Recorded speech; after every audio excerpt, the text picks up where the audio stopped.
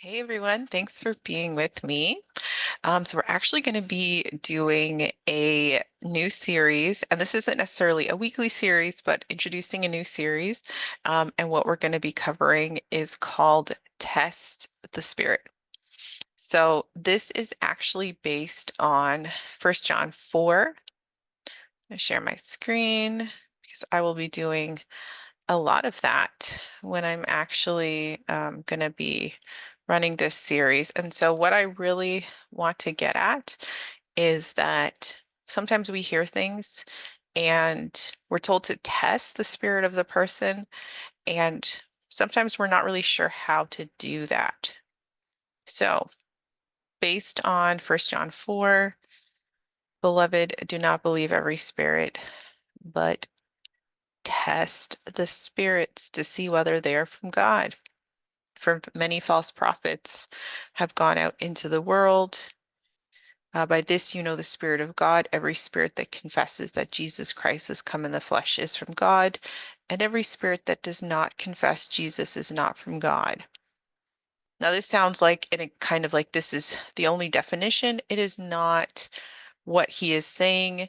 He is actually providing us one of the ways in which to test the spirit, because as you read the rest of the book, you will see other measurements as well. For example, when we go a little bit further, we love because he first loved us. If anyone says, I love God and hates his brother, he is a liar.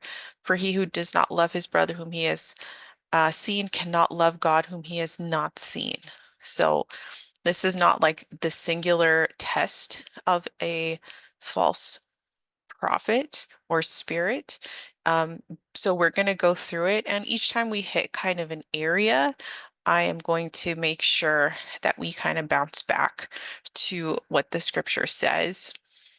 Now, just like kind of some housekeeping before I do it, the intention of this is not to mock the person. It is not with the intention to undermine the person in a way like that everything they've ever done is insignificant. This is with the intention to test what the person is saying.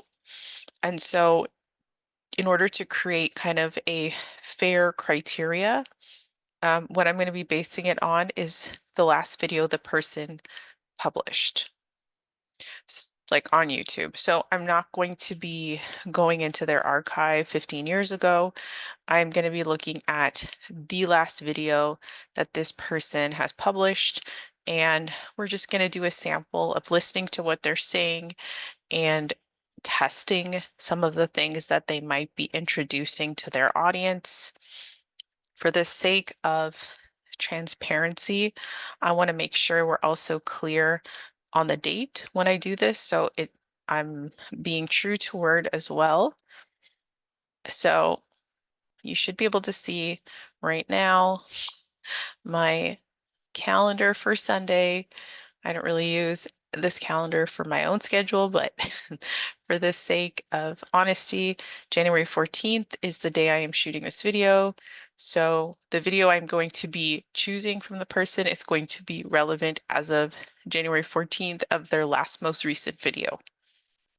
So again, just to summarize criteria, last video the person has published, the intention is not to humiliate the person because sometimes these videos where they're assessing what a person says can move into that category.